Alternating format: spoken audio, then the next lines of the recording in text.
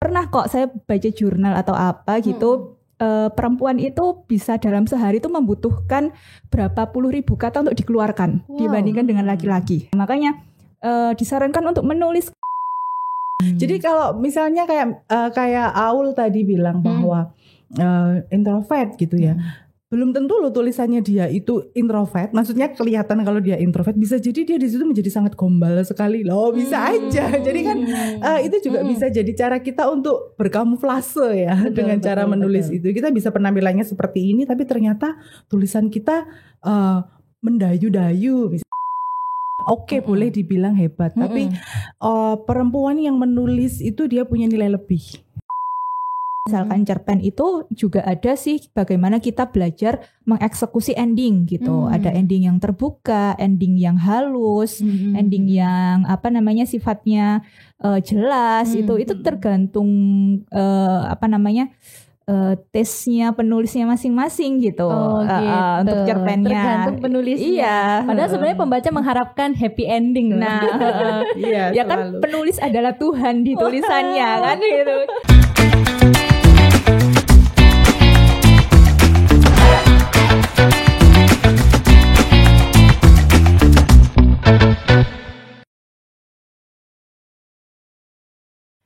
Halo Tribuners, apa kabar? Semoga kalian dalam keadaan sehat dan bahagia. Selamat datang kembali di podcast Cakap Sana Cakap Sini bersama saya Elma Gloria. Dan hari ini adalah hari yang spesial karena kita punya 2 tamu istimewa. Mereka sama-sama cantik, mereka sama-sama penulis kreatif. Keduanya sudah hadir di markas besar Harian Surya. Mereka meluangkan waktu untuk kita berbincang soal perempuan menulis. Nah, mari kita sapa dulu. Halo Kak Happy, apa kabar? Halo Elma, selamat sore. Selamat sore, iya nih Kak.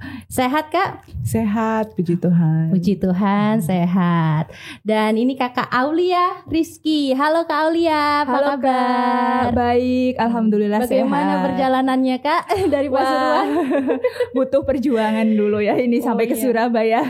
Tapi alhamdulillah senang sekali. Senang kita sekali. Selamat ya Kak ya sampai di sini. Nah, bicara soal menulis nih Kak. Nah, kenapa kita harus bisa menulis?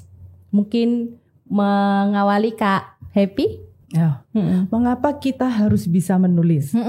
Kalau kita bicara tentang menulis, kemudian kita ingat dulu zaman sekolah gitu kan, ya memang belajar menulis dan membaca seperti itu kan. Iya, betul. Jadi menulis itu kan keahlian dasar yang memang diperlukan gitu. Jadi semua manusia itu membutuhkan kemampuan untuk bisa membaca dan menulis karena kebelakangnya setelah kita menjadi dewasa, menulis itu bisa menjadi salah satu cara untuk kita menuangkan apa yang ada di dalam diri kita gitu kan. Jadi unek-unek misalnya atau menanggapi sesuatu gitu dengan bahasa yang tidak perlu lantang gitu ya, tidak perlu harus ngomong atau harus tampil, kita tulis aja kayak gitu sih. Dengan menulis kita bisa menuangkan perasaan kita. Iya, itu salah satu cara untuk berekspresi dan berkarya tentunya. Dan menurut Kakak Aulia Rizky nih, kan bagaimana nih menurut Kakak, mengapa kita harus bisa menulis? Karena tidak semua orang pandai menulis. Karena tidak semua orang juga berbakat dalam menulis. Nah, kalau menurut Kak Aulia ini gimana? Mungkin kalau dibilang menulis harus berbakat, itu saya kurang setuju ya. Iya. Kenapa Kak? Karena pada dasarnya setiap orang itu pasti bisa menulis. Hanya saja dia atau orang tersebut berminat atau tidak, mau atau tidak. Nah, jika memang berminat atau mau itu pasti bisa diasah atau dengan kata lain kita menyebutnya belajar gitu ya. Belajar dalam artian bagaimana tulisan kita bisa terstruktur dengan baik, kemudian mudah dimengerti, tidak asal menulis gitu. Kalau menulis juga bagi saya itu seni ya Kak ya. Jadi seni dalam artian bagaimana kita mencipta suatu struktur yang ada di dalam pikiran kita nih, otak kita, terutama bagi orang-orang yang seperti saya, misalkan yang introvert gitu, yang dalam buku-buku ini saya menyebutkan seperti itu karena dalam menulis itu kita bisa menuangkan keruwetan-keruwetan gitu, keruwetan-keruwetan yang sekiranya ada di dalam pikiran diri manusia itu sendiri gitu. Dituangkan ibaratnya kalau seorang pelukis nih itu bagaimana mencipta sketsa gitu, mencipta yang ada di dalam imajinasi dia diciptakan dalam suatu wujud atau bentuk gitu. Wow. Menulis adalah seni. Nah, tapi di balik itu pasti ada manfaatnya nih kan Kak ya. Nah, apa sih sebenarnya manfaat yang kita peroleh dari menulis? Kalau menurut Kakak Aulia, bagaimana? Manfaat kalau menurut pribadi diri sendiri dulu ya. Oke. Itu tadi kita sebagai mungkin yang lagi tren saat ini sebagai sarana untuk healing atau self healing. Penyembuhan diri. Iya betul. Trennya sekarang kan itu ya Kak ya, self healing. Self healing dalam artian yaitu tadi kita pasti punya pikiran-pikiran sendiri atau mungkin konflik batin seperti itu. Nah, hal-hal tersebut kalau disimpan kita sendiri itu kan tidak akan bisa istilahnya tidak bisa disimpan sendiri, nanti bakal emosi itu numpuk dan lain-lain. Bahkan di dalam psikologi sendiri kalau saya pernah baca-baca juga sih itu sebagai salah satu terapi. Jadi misalkan kita punya keruwetan pikiran atau mungkin yang benar-benar emosi yang belum bisa kita tuangkan atau mungkin tidak bisa kita sampaikan ke orang lain, kan sarananya menulis unsent letter gitu yang paling sederhana. Surat yang nggak usah dikirimkan. Jadi tuangkan aja tuh yang ada di pikiran, di dalam emosi, kemudian ya sudah, setelah itu kita akan merasa puas. Nah, itu paling, kalau kataku manfaat yang paling mendasar seperti itu. Jadi sarana untuk berekspresi tadi, juga menuangkan apa yang ada di dalam pikiran, apa yang ada di dalam konflik batin kita gitu. Mungkin itu pandangan saya sebagai seorang introvert sih. Mungkin Kak Hep akan berbeda lagi gitu. Nah, kalau dari Kakak Aulia itu kan menulis adalah self healing, menyembuhkan diri. Nah, kalau dari Kak Happy gimana nih? Apa manfaat menulis? Manfaat menulis itu pertama memang plong ya kan, karena kita berekspresi. Manusia itu kan kebutuhan dasarnya adalah berkomunikasi. Betul. Saat kita nggak bisa mengkomunikasikan itu secara lisan, maka akan sangat baik sekali saat dituliskan, begitu kan? Iya. Kemudian manfaatnya kalau buat saya adalah saya menjadi lebih mengenal diri saya itu dengan cara saya menulis, gitu. Jadi saya menulis fiksi katakanlah. Oh, kemampuan saya menulis puisi atau cerpen itu seperti ini ya gitu. Karena setiap saat kita menulis, kemudian kita butuh waktu untuk mengendapkan tulisan kita. Nanti kita baca lagi kan. Kadang-kadang kita mendapati apa yang sudah kita tulis itu kemudian dibaca esok hari atau 2 hari kemudian lucu gitu loh. Atau bahkan bertahun-tahun. Nah, saya pernah seperti itu. Nah, iya kan. Diari saya lihat kok lucu jadinya ya. Iya, jadi kadang nggak ada. Kok nulisnya gini banget sih gitu. Kok alay gitu. Kok bisa gini, kok bisa najis kayak gitu. Jadi itu kemudian dengan begitu kalau kayak kata Elma tadi kemudian bisa disimpan berbulan-bulan, bertahun-tahun mungkin gitu. Kemudian kita tahu kan, oh kita growing ya gitu. Jadi tulisan kita itu yang dulu mungkin masih banyak tanda serunya katakanlah kayak gitu. Sekarang enggak ya, kita menuliskan topik yang sama tapi sudah dengan cara yang lebih bagus nih. Bisa lebih dibaca gitu. Jadi menulis itu cara yang aktif sih untuk mengenali diri kita. Kalau bagi saya ya manfaatnya seperti itu. Itu makanya kemudian nggak peduli kamu itu mau nulis esai atau kamu mau nulis cerpen atau kamu mau nulis puisi, tapi menulis itu penting gitu. Menulis adalah komunikasi interpersonal ya. Jadi komunikasi terhadap diri sendiri. Betul. Nah, semua harus bisa menulis termasuk perempuan ya. Mengapa perempuan juga harus bisa menulis? Ini dari Kakak Happy boleh berbagi cerita. Kalau buat perempuan secara spesifik, kenapa perempuan itu perlu? Bukan harus sih ya sebenarnya ya. Maksudnya perlu. Kalian itu perlu deh menulis. Disarankan. Itu karena ini empowering ya menulis itu. Coba deh sekali-sekali menulis apa aja. Misalnya curhat gitu ya. Daripada kita curhat ke orang yang mungkin rentan akan bocor ke orang lain lagi, itu kenapa nggak kita tulis aja Gitu. Nanti saat kita membaca lagi, maka kita akan pasti kita akan menemukan sesuatu yang baru. Kayak misalnya, kayak gini aja kok aku tuh stres ya, gitu loh. Jadi itu akan membantu kita untuk kemudian nextnya, berarti aku harus bisa nih step ke depannya.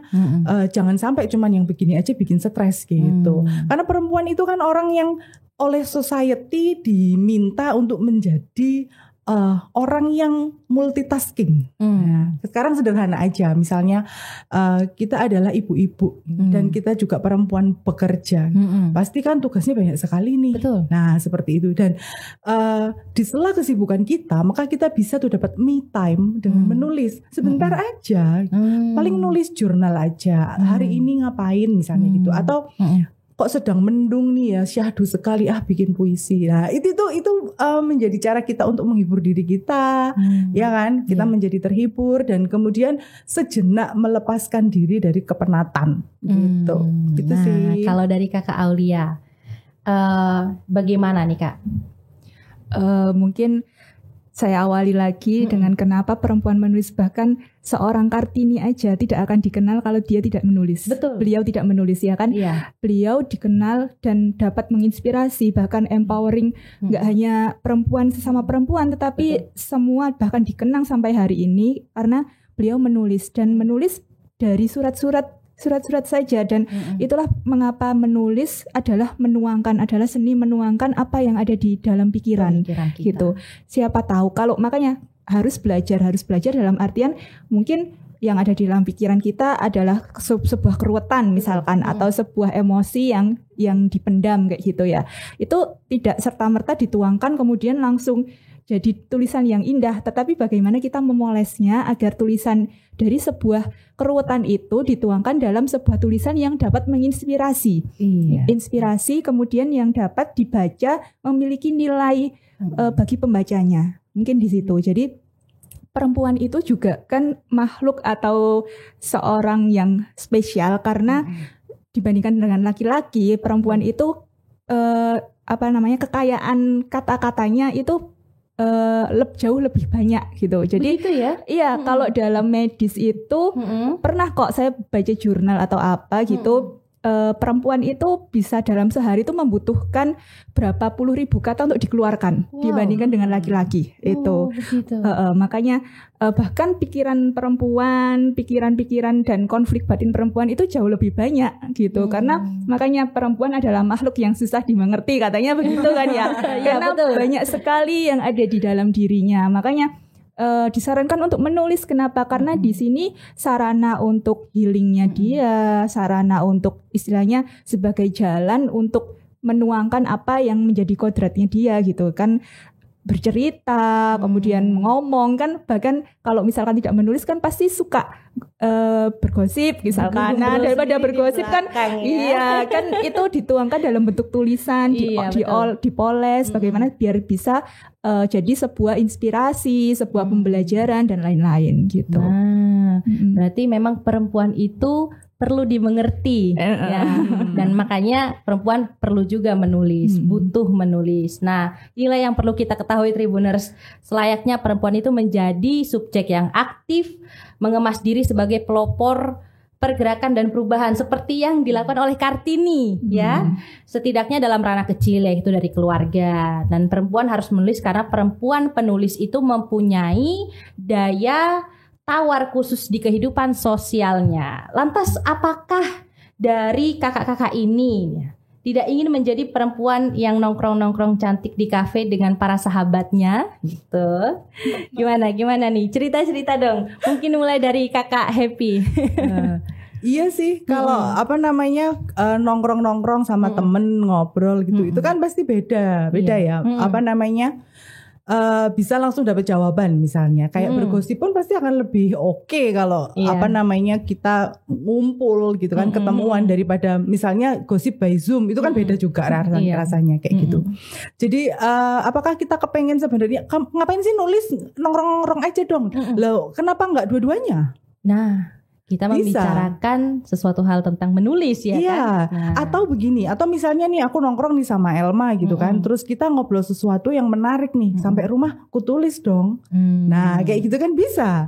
Jadi karena sebenarnya menulis itu bukan sesuatu yang butuh waktu khusus atau kamu harus masuk kamar nulis, kemudian baru keluar kamar setelah selesai. Nggak seperti itu. Jadi sambil lalu aja gitu. Kalau misalnya saya biasanya bawa buku catatan kecil gitu.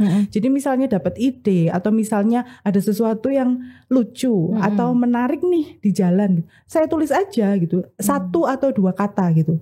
Nanti saat kemudian saya buka lagi, itu bisa tuh jadi inspirasi buat bikin cerpen atau bikin puisi kayak gitu, atau bikin esai bahkan seperti itu. Jadi dari segala apapun yang kita lewati dalam sehari bisa kita tulis ya. Bisa banget. Jadi cerpen mungkin. Nah, bisa jadi cerpen yang mendayu-dayu gitu. Nah, jadi kalau misalnya kayak Aul tadi bilang bahwa introvert gitu ya. Belum tentu loh tulisannya dia itu introvert. Maksudnya kelihatan kalau dia introvert, bisa jadi dia di situ menjadi sangat gombal sekali loh. Bisa aja. Jadi kan itu juga bisa jadi cara kita untuk berkamuflase ya, dengan cara menulis itu. Kita bisa penampilannya seperti ini, tapi ternyata tulisan kita mendayu-dayu misalnya seperti itu. Bisa aja. Kan tadi Kakak Aulia menyebutkan dirinya adalah seorang introvert. Ya. Kalau aku baca dari buku Rumah Berdinding Kisah ya ini, saya membaca sebuah kalimat, introvert itu tidak menyukai keramaian. Betul ya, begitu ya Kak Aulia? Tergantung kebutuhan. Tidak menyukai keramaian jika memang sudah dirinya lelah. Ya itu tadi butuh me time. Me time sarananya ya biasanya dengan menulis gitu. Tapi memang setiap orang dalam menulis itu punya gaya sendiri-sendiri gitu. Kadang ada orang yang tidak bisa menulis di dalam kamar gitu, nggak ada. Jadi harus tergantung tempat. Iya, nggak tergantung suasana hati. Tergantung ininya, caranya dia. Mungkin pembawaannya ya, kepribadiannya dia, bagaimana dia merasakan pengalaman dalam kesehariannya itu gitu. Begitu ya. Ada juga kayak kemarin Kak Vivin ya, justru Kak Vivin itu mungkin harus traveling dulu atau keluar dulu untuk mencari inspirasi, bahkan untuk mencari inspirasi. Seorang Dewi Lestari pun juga bilang kalau harus berolahraga dulu, harus ke pasar dulu baru bisa menuangkan tulisannya gitu. Jadi tiap orang nggak bisa disamain sih gitu cara-cara menulisnya. Wow, luar biasa. Nah, berarti sebagian besar introvert itu menumpahkan perasaannya melalui tulisan. Nah, lantas apakah orang-orang ekstrovert yang lebih banyak berbicara ini bisa menulis? Nah, kalau dari Kakak Aulia sendiri bagaimana? Kalau seorang ekstrovert ya, ekstrovert itu saya juga kurang paham juga. Cuman kalau dari teman-teman sih mungkin kayak misalkan di keramaian justru mereka harus bertemu orang. Kalau tidak bertemu orang maka ide atau gagasannya itu tidak akan muncul gitu. Justru dari mengamati dengan bertemu orang dulu. Itu kalau ekstrovert sih biasanya. Tapi tidak tertutup kemungkinan untuk bisa menulis. Tidak, semua orang bisa. Bahkan seorang ekstrovert itu bahkan justru kemungkinan akan memiliki ide dan gagasan yang lebih kaya. Wow, luar biasa. Karena mereka senang untuk berinteraksi gitu dengan orang lain. Pokoknya tanpa memandang suasana hati karena setiap hari selalu happy begitu ya kalau untuk orang-orang ekstrovert. Oke, kalau menurut Kakak Happy bagaimana? Iya, kalau saya sih nggak membedakan introvert dan extrovert ya. Semua orang pada dasarnya bisa menulis kok, terutama yang sudah bisa bikin akun medsos. Kalian ngapain kalau nggak nulis? Bikin status caption ya. Bikin status kan nulis juga. Iya, jadi kan menulis itu tidak harus bikin artikel gitu kan. Kalian bikin caption, kalian bikin status. Itu kan kalian menulis juga. Seperti itu kan. Jadi nggak ada alasan kalau kemudian nggak bisa nulis seperti itu. Cuma apakah kalian akan mengasah itu menjadi sesuatu yang misalnya bisa dibaca oleh publik. Ya. Nah kalau misalnya kamu menginginkan tulisanmu dibaca oleh publik, maka kamu harus belajar. Seperti apa sih seleranya publik gitu. Jadi kan karena kita pengennya nih ada yang baca nih tulisan kita nih. Jadi kita mau nggak mau harus belajar seperti apa biar dibaca, topik-topik apa yang disenangi gitu kan. Terus tulisan seperti apa yang bagus, yang menarik dan membuat orang pengen baca terus. Nah itu kan beda ya. Jadi menulis itu profesional atau tidak profesional pasti semua orang bisa gitu. Begitu ya Kak ya. Nah jika nih ya saya mau tanya lagi nih, jika orang introvert dan ekstrovert sama-sama diberikan tantangan untuk menulis, ya katakanlah menulis cerpen, cerita pendek. Nah dari mana sih kita menilai kualitasnya? Nah alur ceritanya kah, gaya bahasanya kah, atau penggambaran suasananya? Coba Kak Heb dulu deh. Kak Heb boleh? Jadi itu untuk dikonsumsi publik gitu misalnya. Iya. Kalau untuk dikonsumsi publik pasti yang pertama adalah yang paling penting kalimat pembukanya. Gitu. Selain judul ya. Jadi judul itu akan membuat kita menengok ya kan. Judulnya oke atau enggak gitu. Saat kita merasa oh judulnya lumayan, kita akan baca nih kalimat pertama, paragraf pertama.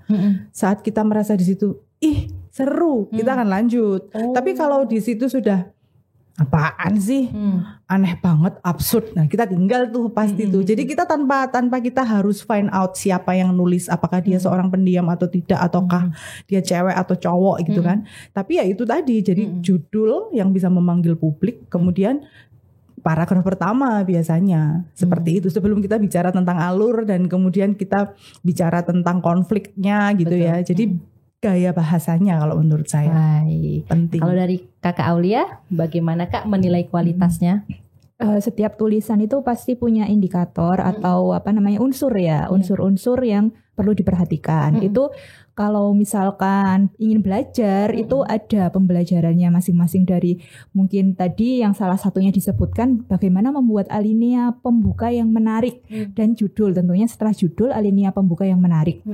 Kemudian dari alurnya jelas, dan itu banyak sekali macam-macam alur ini, alur itu, maju mundur atau mungkin flashback. Nah itu macamnya banyak sekali, dan bagaimana menilai bagus atau enggaknya itu dari semua unsur itu Kak. Kalau menurut saya sih, jadi tidak bisa dipisah-pisahkan antara satu dengan yang lain gitu. Jadi semua unsur diramu jadi satu. Apakah sajiannya ini menarik gitu? Seperti misalkan masakan gitu ya.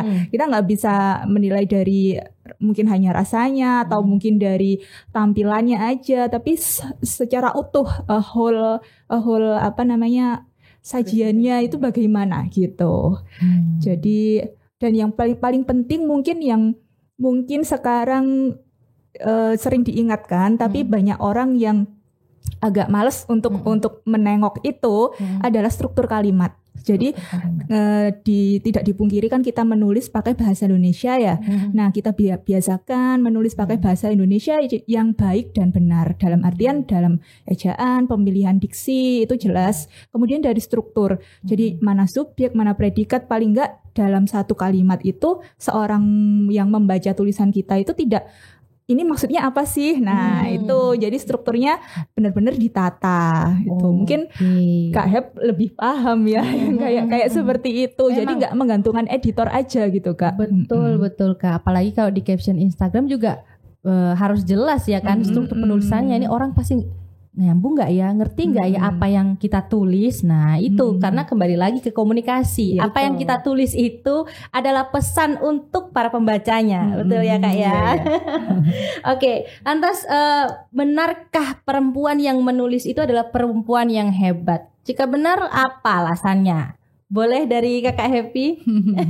Bukan perempuan yang hebat sih kalau menurut saya. Oke, boleh dibilang hebat, tapi perempuan yang menulis itu dia punya nilai lebih. Apa itu nilai lebihnya, At least Kak? buat dia sendiri. Itu tadi yang seperti saya bilang di awal, bahwa dia menjadi lebih mengenali dirinya sendiri. Kemudian dia punya cara untuk mempengaruhi sekelilingnya lewat tulisannya dia.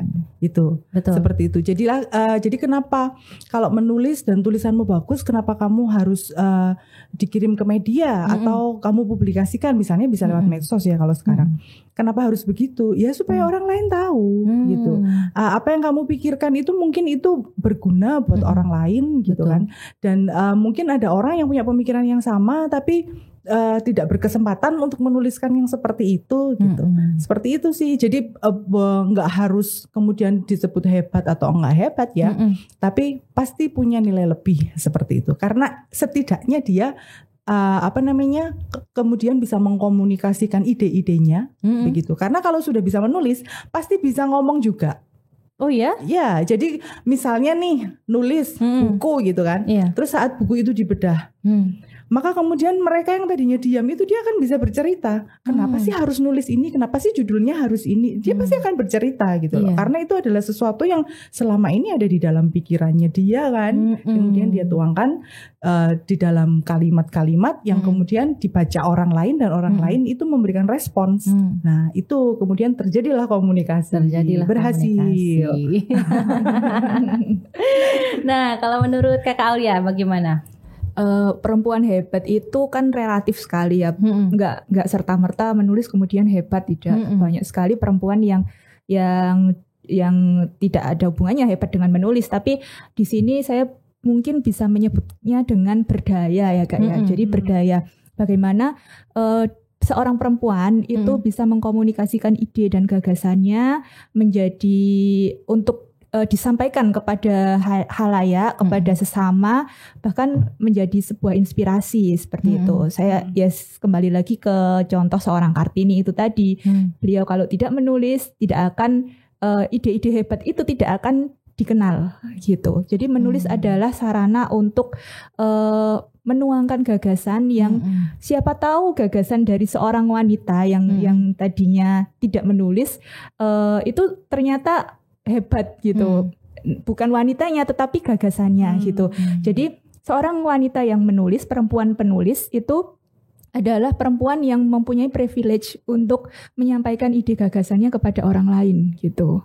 Kenapa tidak belajar kalau seperti itu? Kenapa kita tidak belajar untuk berdaya gitu? Berdaya untuk tadi mempengaruhi orang lain atau mungkin minimal menyampaikan apa yang menjadi gagasan dari diri kita gitu. Nah, betul. Dan lantas bagaimana menurut kakak-kakak tentang perempuan yang tidak menulis?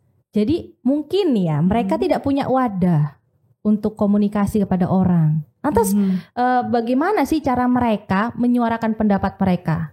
Nah, kalau dari Kakak Happy gimana? Perempuan yang tidak menulis itu artinya yang maksudnya tidak punya buku atau bagaimana tuh? Ya itu, dia mungkin tidak punya, mungkin untuk curhat tidak punya handphone kan, ya sebagai saluran komunikasi itu tadi. Menurut kakak bagaimana cara mereka untuk menyuarakan pendapat? Oke. Menulis itu kan salah satu sarana aja untuk berkomunikasi, tapi itu menurut saya adalah sarana yang paling oke gitu kan, karena itu bisa jalan in and out itu tadi, jadi buat kita dan buat sekitar kita gitu.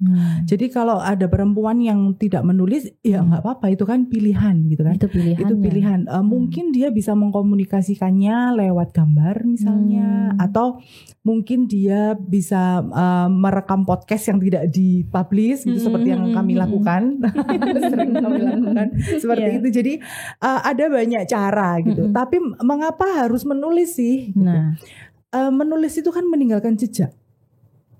Gitu. Meninggalkan jejak di dunia ini, bahwa kita pernah eksis di dunia ini. Buktinya apa? Tuh kita pernah, tuh ada tulisan kita. Iya betul. Nah seperti itu. Jadi kalau bisa disimpulkan, menulis seperti ini, menulis buku itu adalah aktualisasi diri kita. Ini loh kita penulis, gitu ya Kak? Iya betul, seperti itu.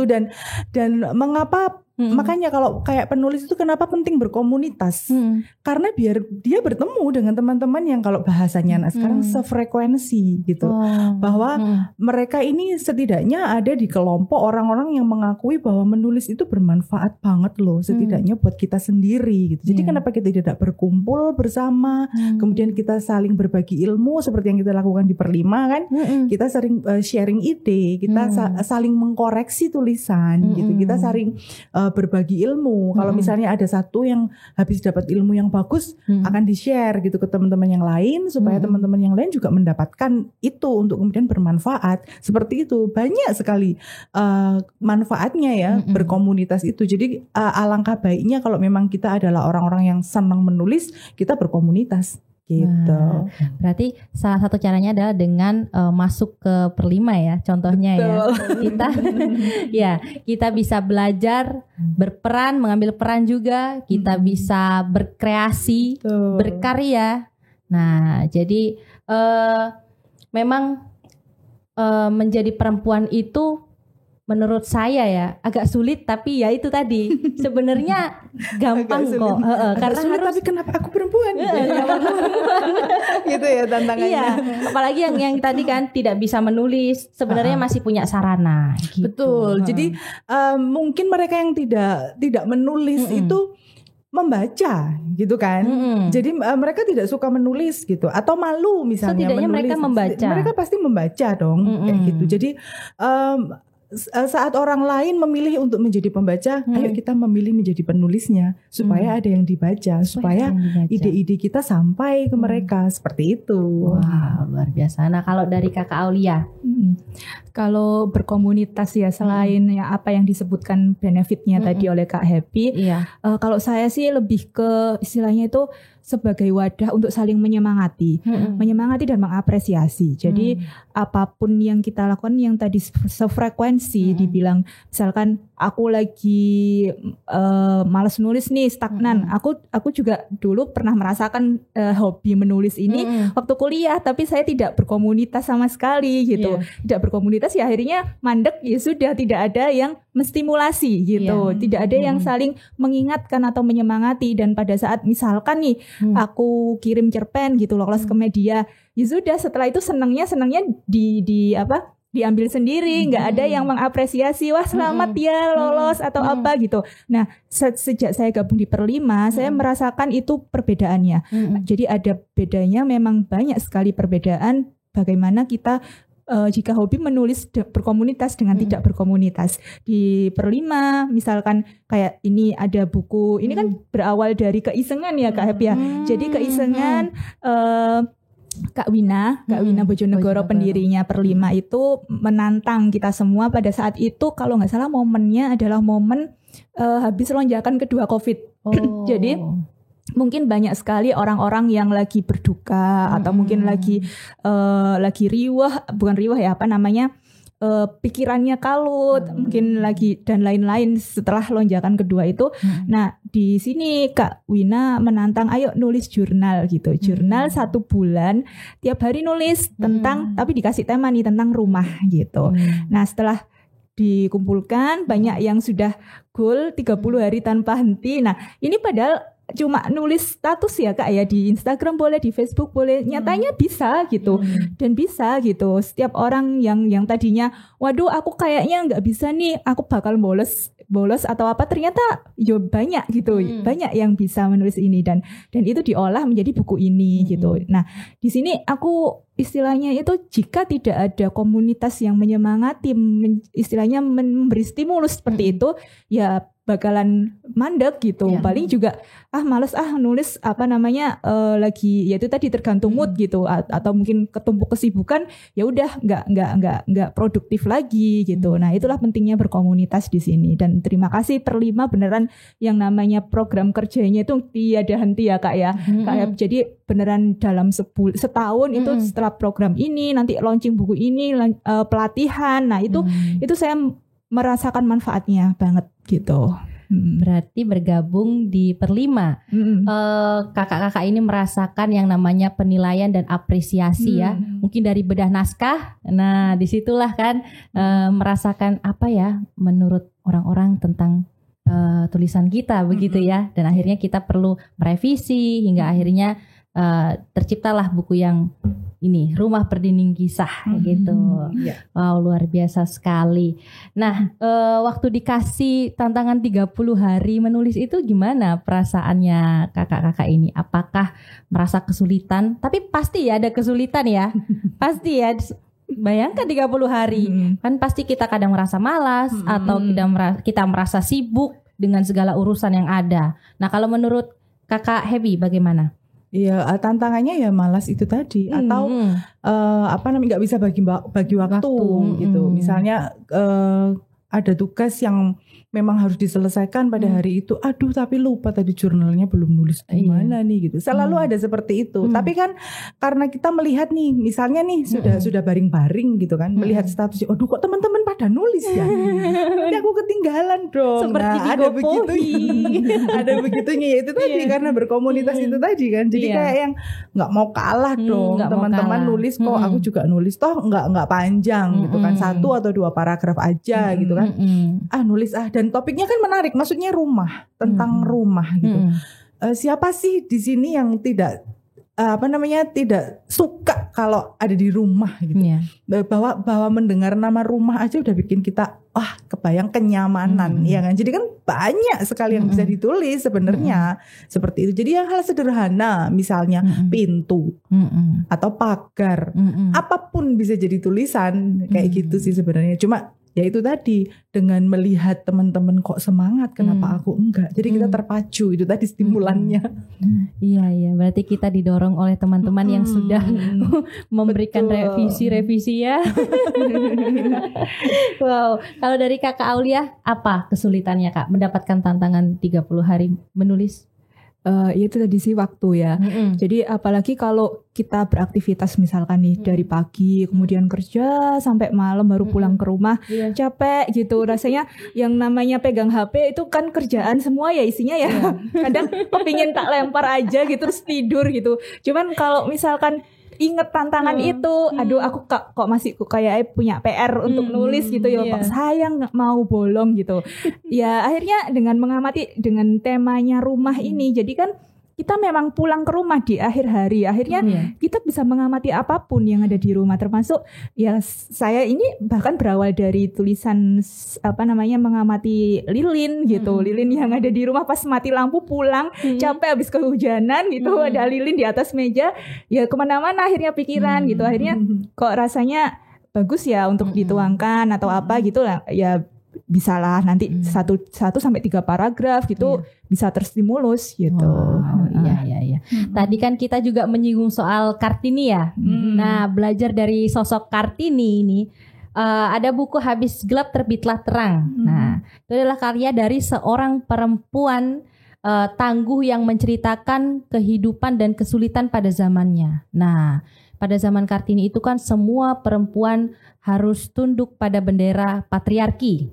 Nah, dari karya Kartini itu juga kita bisa melihat bagaimana cara berpikir Kartini, bagaimana bentuk keaktifan di kehidupan sosialnya, dan kemudian karakter pergerakannya, cita-cita serta keresahannya. Nah, lantas menurut kakak-kakak di sini, bagaimana sih upaya perempuan Indonesia zaman sekarang ya untuk mencontoh Kartini yang pantang menyerah dan berani gitu, menulis dan terus menulis. Nah, kalau dari Kakak Happy bagaimana?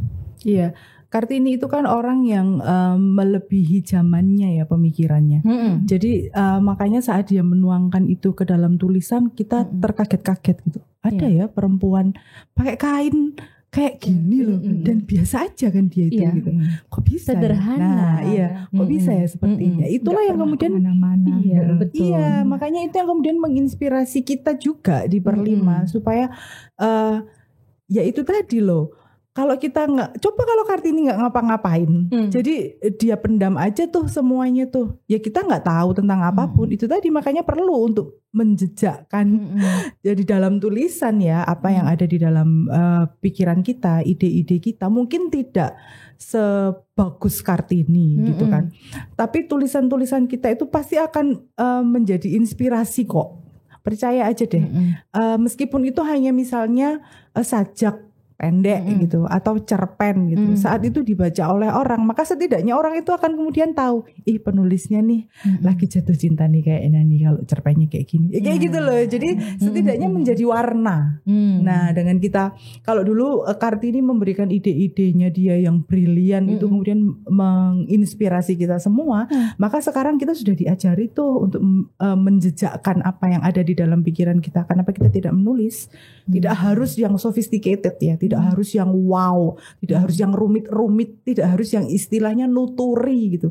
Kita nulis yang lucu-lucu, bikin orang tersenyum kan juga ibadah. Iya, nah, betul. Seperti itu. Jadi sederhana aja. Nah, ya. Berarti dengan menulis kita bisa mengambil peran dalam masyarakat, ya kan, berkarya, berkreasi, dan nggak kalah loh dari kaum laki-laki ya. Betul. Terutama itu. Jadi mendobrak patriarki itu dengan begitu. Wow. Karena kan kita nggak bisa nih orasi terus kemudian melawan tuh bapak-bapak yang ngomong kalau dikasih mic kan mereka juga lebih kenceng dong ngomongnya. Ditulis aja deh, desain gitu kan. Nanti orang-orang akan kemudian oh iya ya, seperti itu. Nah, kalau dari Kakak Aulia sendiri bagaimana nih Kak? Sarana untuk bersuara ya. Jadi sarana untuk menyuarakan apa yang jadi gagasan seorang wanita. Katakan kita hidup di zaman yang mungkin masih patriarki kuat. Tidak bisa dipungkiri dari segi misalkan dari segi pekerjaan dan lain-lain, itu pasti masih ada beda antara wanita dan laki-laki gitu, perempuan dan laki-laki. Nah, bagaimana seorang perempuan ini mengutarakan apa yang menjadi keresahannya, kemudian apa yang menjadi pemikirannya. Karena bagi saya emansipasi itu adalah sebuah kondisi di mana seorang wanita itu didengar suaranya, didengar apa yang menjadi gagasan dan idenya. Nah, kalau mau didengar dengan bersuara atau berteriak atau mungkin melawan laki-laki, ya kita seperti kita seperti kita akan kalah gitu. Jadi ini paling gampang deh, media paling gampang untuk menuangkan gagasan adalah dengan menulis gitu. Menulis istilahnya itu dengan silent movement. Nah, silent movement gitu. Bahkan di zaman kemerdekaan kita kan juga peran dalam istilahnya media cetak itu sangat besar gitu perannya untuk istilahnya mengobarkan semangat dan lain-lain gitu. Kalau kita bicara masalah tulisan yang sophisticated tadi ya. Betul. Nah, untuk seorang wanita bahkan banyak sekali, misalkan nih apa yang dirasakan wanita saat menyusui atau saat hamil atau saat bekerja dengan menyusui anaknya, nggak ada yang bisa merasakan kalau tidak seorang wanita itu sendiri. Nah, kalau tidak ditulis atau tidak disuarakan lewat mana ya? Hanya bisa lewat tulisan gitu. Kita menulis artikel entah dari media dari bidang kesehatan gitu, kita bisa mengkaji itu, atau mungkin dari semacam curhat ya Kak ya. Jadi tulisan yang ringan saja, berbagi pengalaman bagaimana seorang ibu menjadi ibu yang menyusui sambil bekerja. Nah itu kalau ya orang laki-laki tidak akan bisa merasakan itu, hanya seorang wanita yang bisa gitu. Kemudian juga lebih ke istilahnya mungkin yang lebih tren kekerasan seksual dan lain-lain yang banyak sekali masih korbannya adalah wanita. Kenapa yang korban justru semakin dipojokkan dan lain-lain? Itu yang bisa bersuara ya hanya wanita gitu, yang istilahnya itu yang mengerti bagaimana ide gagasan itu untuk istilahnya itu disampaikan ke orang lain itu kan seorang perempuan. Bagaimana? Ya dengan menulis gitu. Nah, betul. Menulis. Seperti tadi saya lihat di salah satu media ada seorang perempuan yang memakai baju mungkin agak terbuka. Dia mengalami pelecehan seksual oleh driver taksi online. Dan dia menuliskan ya apa yang dia rasakan di dalam taksi online itu, dan videonya juga ada. Nah, ini saya kebetulan dapatnya dari Instagram. Nah, dari situ kan berarti ya itulah bukti bahwa perempuan itu harus menulis untuk menyuarakan keresahannya. Begitu. Nah, betul. Kalau nih saya sebagai penulis pemula ya, saya ingin mendapatkan nih tips menulis dari kakak-kakak semua nih. Bisa nggak sih kakak-kakak semua ini memberikan tips menulis? Gitu. Tips menulis itu berarti kamu harus banyak baca dulu. Dari membaca kita bisa menulis.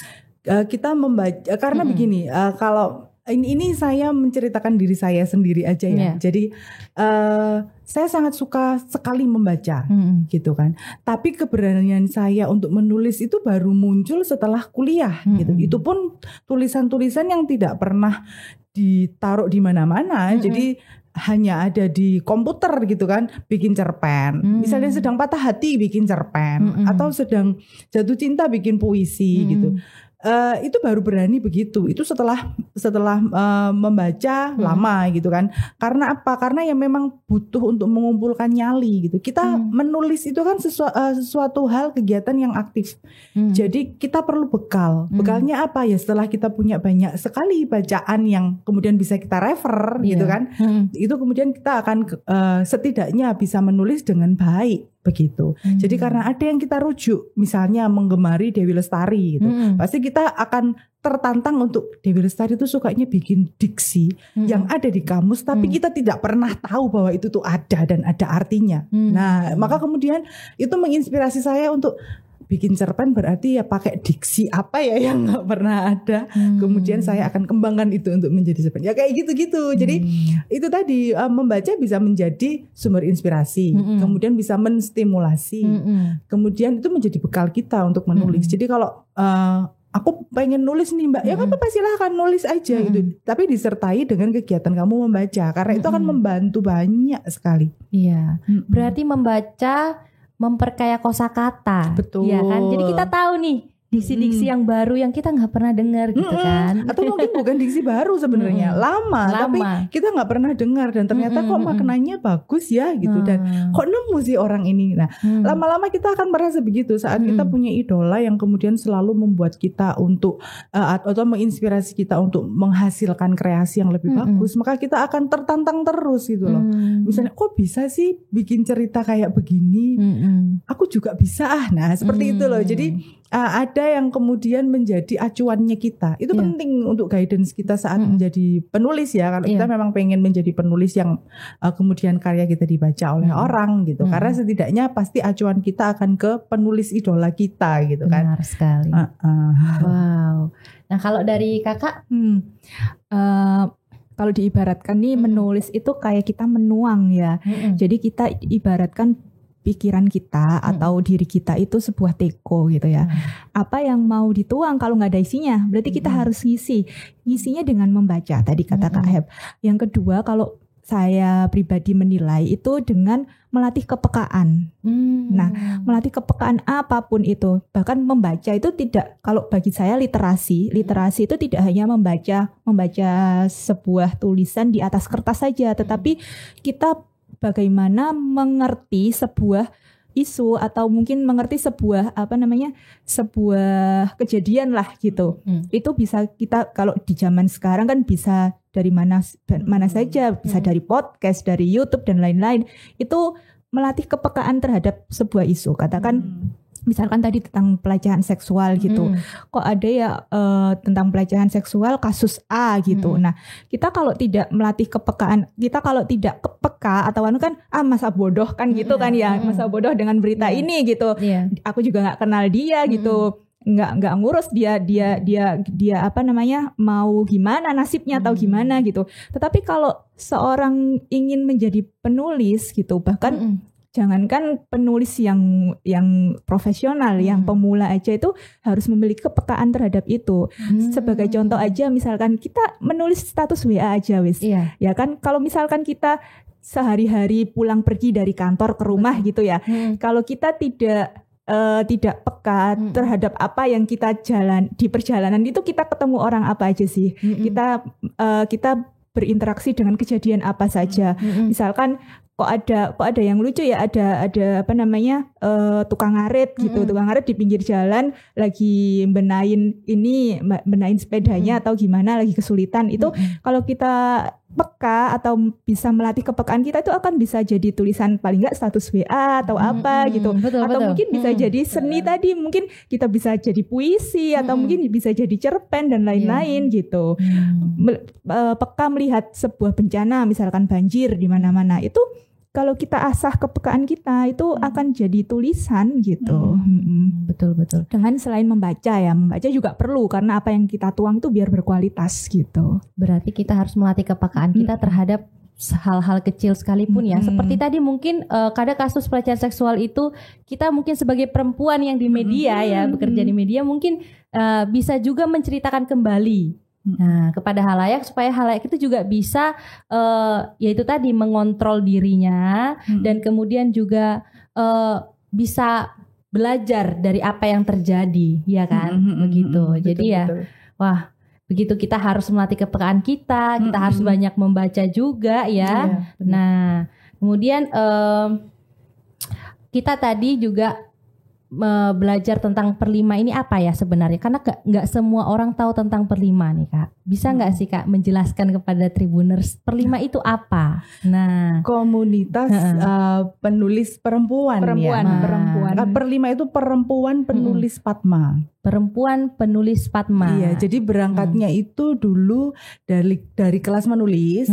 Jadi ada kelas menulis yang setelah kelas itu selesai, anggota kelasnya tuh masih saling satu sama lain masih sering ngobrol gitu kan. Jadi yuk bikin grup aja deh gitu. Terus kenapa bikin grup aja? Kenapa kita nggak bikin komunitas yuk? Mungkin nanti banyak nih yang kemudian sama kayak kita merasakan bahwa sangat terbantu sekali loh ternyata ngobrol dengan teman-teman yang juga suka menulis itu gitu. Jadi keuntungannya banyak. Terus bikin PD juga. Nah itu kemudian dari situ kemudian lahirlah perlima ini gitu. Seperti itu. Berarti Kakak kan udah pengalaman juga nih ya dalam menulis. Bisa dong bagi-bagi tips nih ya, bagaimana cara mengakhiri kisah atau cara mengunci akhir cerita. Mungkin dari Kakak Happy nih. Gak usah diakhiri. Wow, jadi apa ya kan nanti? itu juga hal yang perlu perlu kepekaan ya mengakhiri sebuah cerita gitu.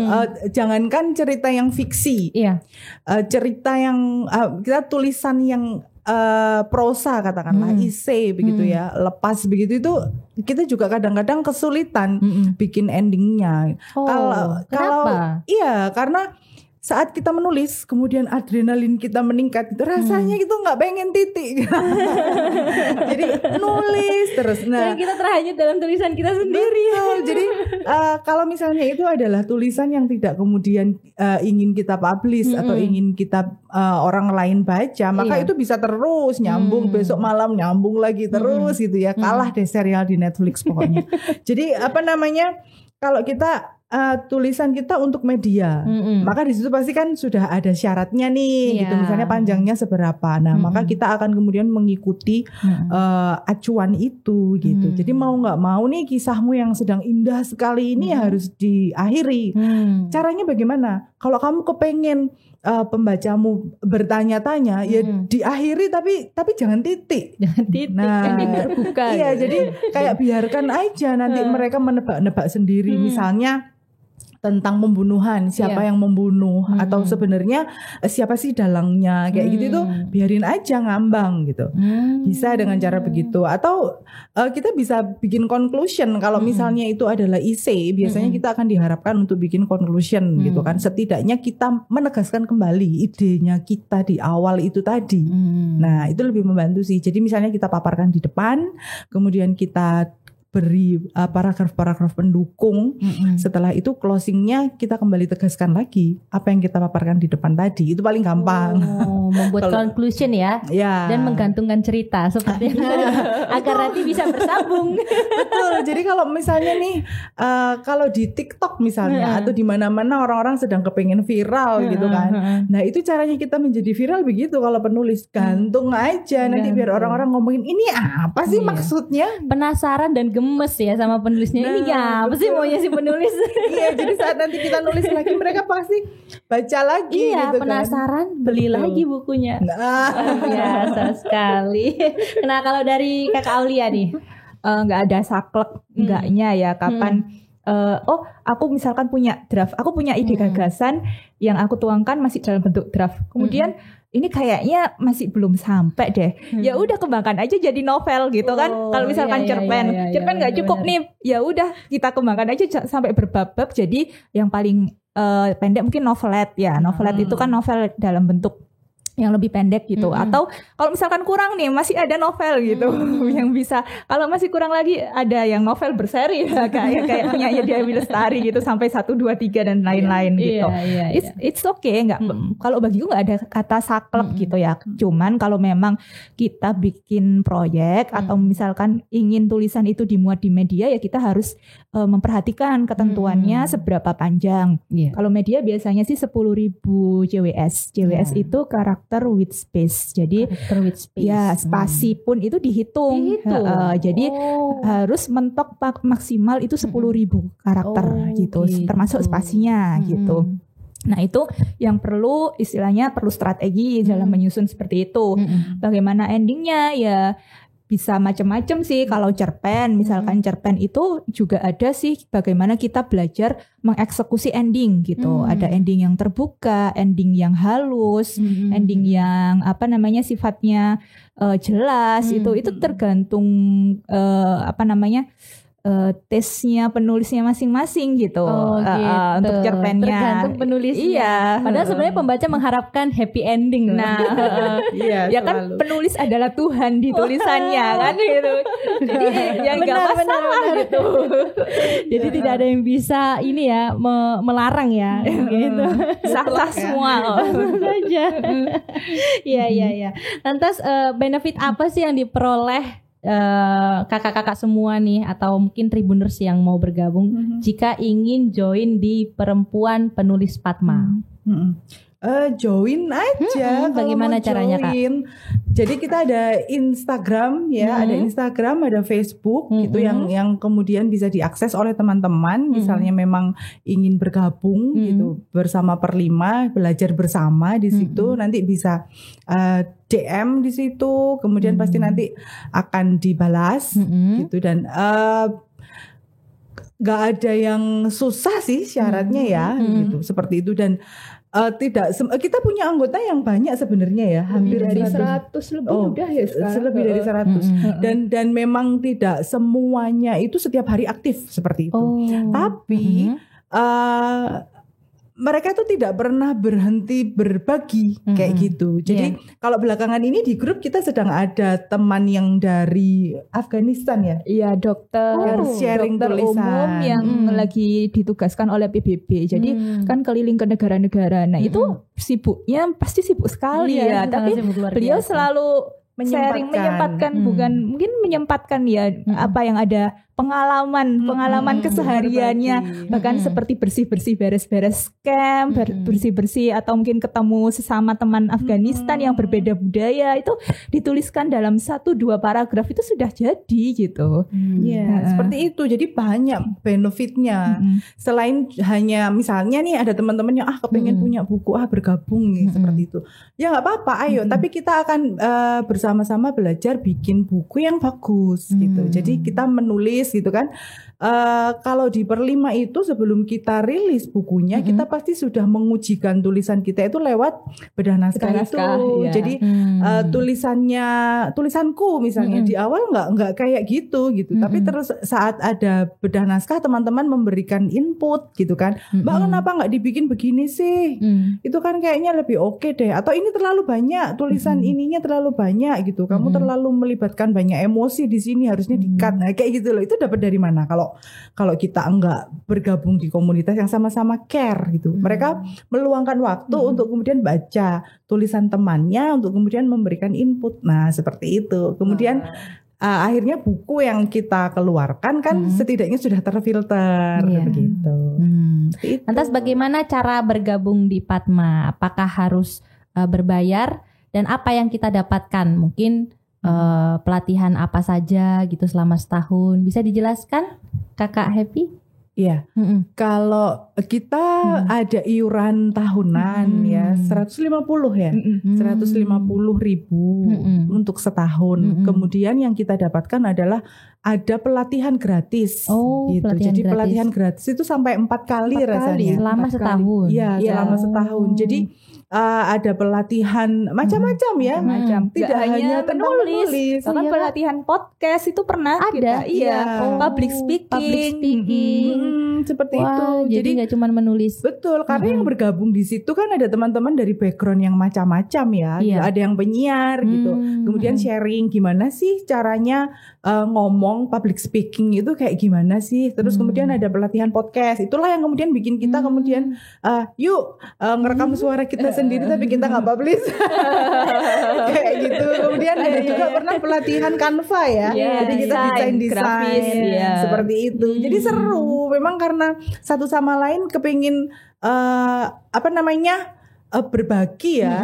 Jadi sekarang saya misalnya aku punya nih seperti yang dokter di Afghanistan itu, aku bisa sharing ini. Saat dia menulis kan dia kan tidak berharap bahwa ini nanti akan mendapatkan banyak jempol. Enggak, dia hanya sharing aja bahwa yang aku alami seperti ini. Tapi kemudian saat kami membaca, kami kemudian punya ilmu kan. Oh, ternyata ada perbedaan budaya yang begini gitu. Oh, ternyata Afghanistan itu tidak semengerikan itu yang setiap hari tembak-tembakan. Nah, seperti itu. Ada hal-hal yang indah. Betul, kita dapat insight, ya kan. Kemudian itu memperkaya wawasan kita dan suatu hari nanti bisa kita jadikan inspirasi untuk tulisan kita. Nah, benar juga ya. Betul. Waduh. Nah, kalau nih aku juga mau tanya sama Kakak Aulia, apa nih Kak program Perlima selanjutnya setelah buku Rumah Berdinding Kisah ini diluncurkan? Kalau program project buku selanjutnya yang saya tahu mungkin ada kumpulan puisi. Jadi antologi puisi kita antologi di Perlima ada kemarin itu karena nyambung dari yang kepengurusan kemarin tahun kemarin itu kan ada pelatihan menulis puisi nih. Nah, dari situ kita komunitas Perlima itu nggak hanya istilahnya setelah pelatihan selesai gitu nggak gitu. Enaknya di situ kita beneran apa sih yuk diaplikasikan dalam bentuk apa akhirnya ayo yang mau bikin puisi setiap orang paling enggak 5 puisi gitu digituin. Nanti dikurasi yang kurasi juga enggak main-main karena seorang penyair juga gitu yang juga memberikan pelatihan di situ. Jadi benar-benar berkualitas yang masuk saringan nanti bakal dihimpun dalam bentuk buku antologi puisi gitu. Begitu ya Kak ya. Jadi nantikan aja deh tunggu puisinya Perlima next. Siap. Kita akan tunggu karya-karya selanjutnya ya Kak ya. Waduh, terima kasih banyak loh Kakak Aulia dan Kakak Happy. Semoga kisah yang dibagikan ini bermanfaat bagi Tribuners ya Kak ya, dan mudah-mudahan Kakak Happy dan Kakak Aulia semakin sukses dan terus menelurkan karya-karya indah yang ciamik dan menarik. Kak Elma juga kita tunggu di Perlima ya Kak ya. Siap-siap Kak. Nah, Tribuners, setiap perempuan itu punya hak bersuara melalui tulisan dan menyampaikan pendapatnya. Perempuan juga manusia yang punya ekspresi, punya imajinasi dan perasaan. Nah, maka semua perempuan Indonesia, marilah kita menulis untuk Indonesia yang lebih baik. Saya Elmo Gloria undur diri, terima kasih dan sampai jumpa.